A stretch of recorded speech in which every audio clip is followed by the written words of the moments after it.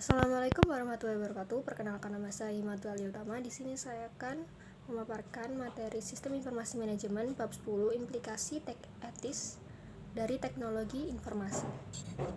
Moral, etika, dan hukum. Moral adalah tradisi kepercayaan mengenai perilaku yang benar dan yang salah.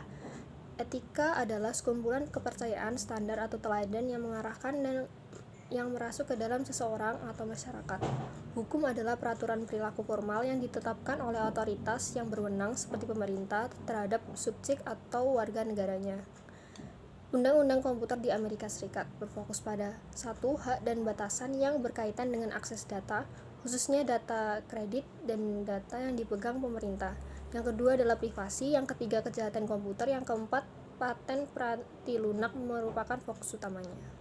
Kebutuhan akan budaya etika. Keterkaitan antara CEO dengan perusahaannya merupakan dasar untuk budaya etika. Jika perusahaan dituntut untuk berlaku etis, maka manajemen tingkat tinggi harus bersikap etis dalam segala sesuatu yang dilakukan dan dikatakannya.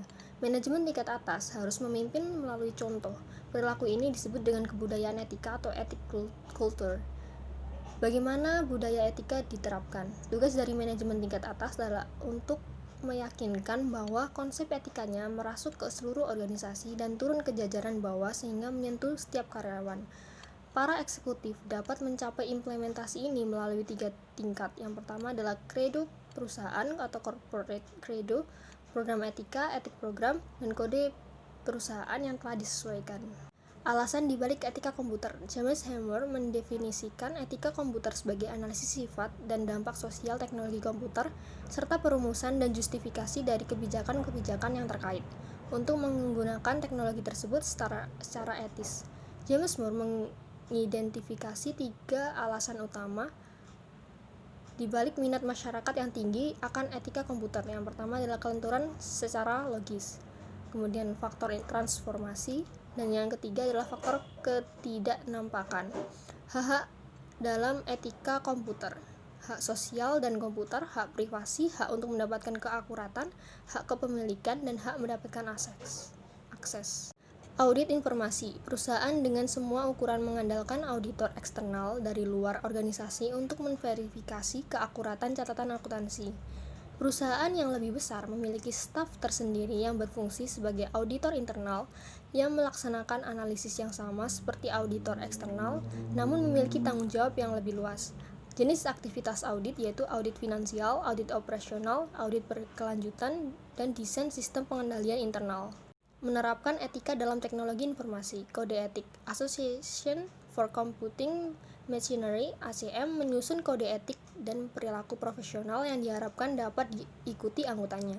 Kode etik dan perilaku profesional ACM yaitu keharusan moral umum, tanggung jawab profesional yang lebih spesifik, keharusan kepemimpinan organisasi, dan yang terakhir adalah kepatuhan terhadap kode. Kode etik dan praktik profesional rekayasa peranti lunak terdiri atas ekspektasi di 8 hal penting, yaitu masyarakat, klien dan atasan, produk, penilaian, manajemen, profesi, kolega, dan diri sendiri.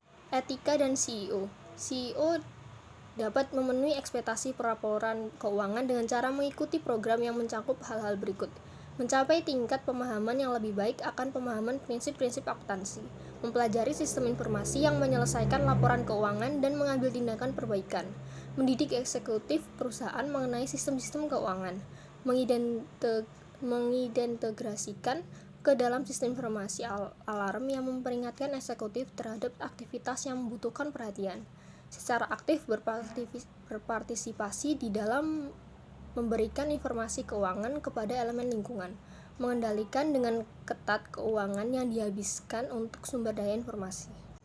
Pengaruh Sarbanes-Oxley.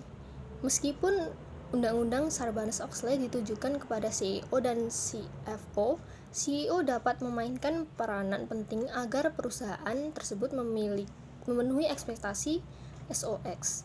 CEO dapat meyakinkan agar CEO dan CFO memahami sistem informasi keuangan dan pengendalian yang ada di dalamnya. Informasi ini dapat disampaikan kepada komite pengawas SIM.